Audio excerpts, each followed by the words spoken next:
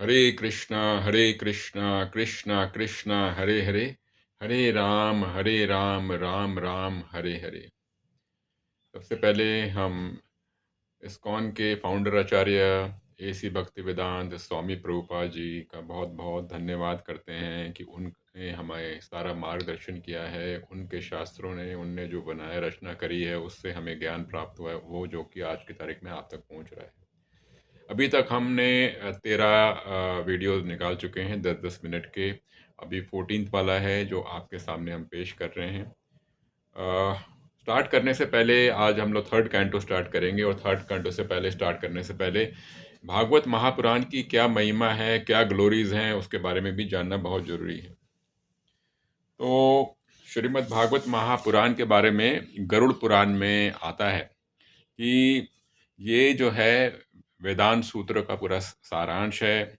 और ये पूरी कमेंट्री जो है, ये जो है गायत्री मंत्र की पूरी जो कमेंट्री है वो इसमें एक किस्म से निचोड़ है। और जो वेद और जो पुराण में जो भी लिखा हुआ है वो सारी सारी चीज़ें जो हैं, ये जो भागवत महापुराण है वो एक किस्म से ईश्वर की ही वाणी है, ईश्वर की ही लेख है। और गरुड़ पुराण में ये लिखा हुआ है कि इसकी पढ़ने की इसकी महिमा अनंत है। और जो गरुड़ पुराण में इसमें लिखते हैं कि जो भागवत महापुराण करता है तो वो जो है भव सागर का जो सागर है वो पार कर जाता है। हरे कृष्ण। तो आज जो है थर्ड कैंटो हम लोग शुरू करेंगे। तो थर्ड कैंटो का शुरू करने से पहले हम इसका एक सारांश देखते हैं। तो सारांश ये है कि हमने ये जो थर्ड और फोर्थ कैंटो है भगवान की एक किस्म से जांग थिग्स जो कहते हैं उसके बराबर है।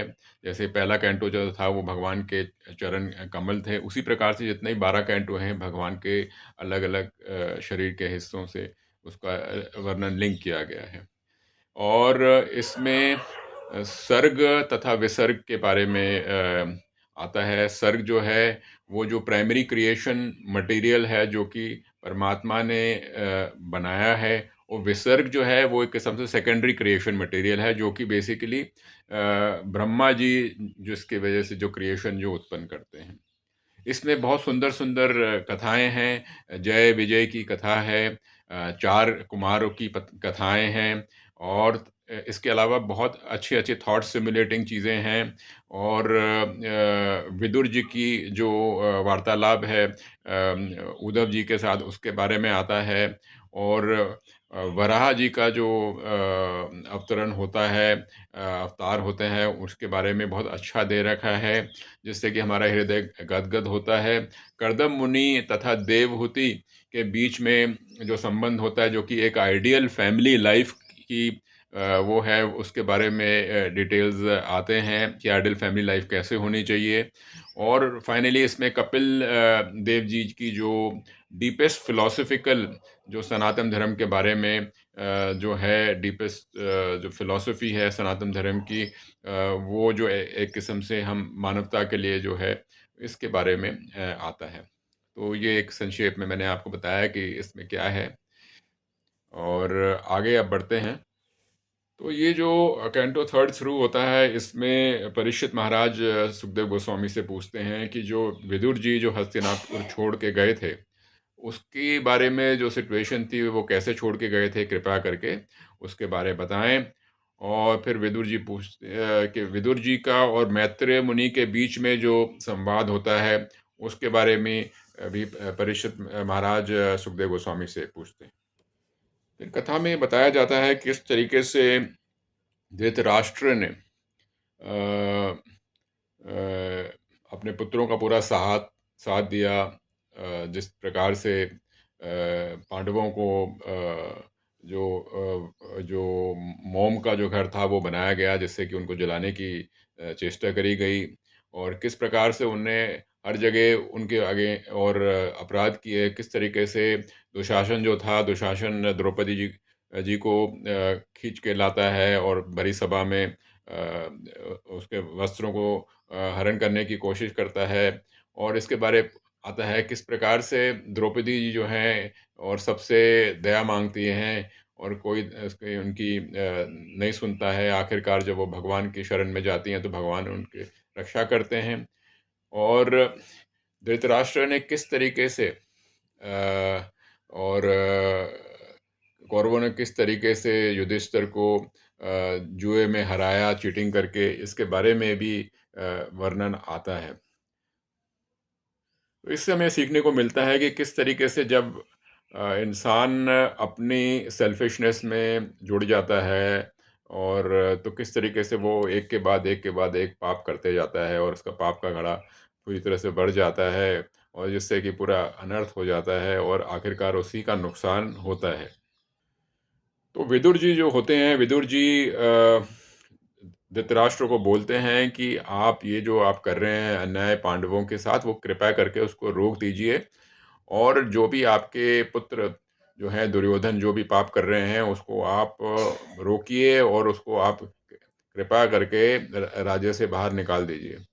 इस प्रकार से विदुर जी उन्हें बताते हैं, एडवाइस देते हैं अपने भ्राता को, लेकिन वो कुछ भी नहीं सुनते। तो ये जब वार्तालाप हो रही होती है, तो दुर्योधन भी होता है। दुर्योधन काफ़ी क्रोधित हो जाता है, और विदुर का वो पूरी तरह से अपमान करता है और उसे दासी पुत्र बोलता है।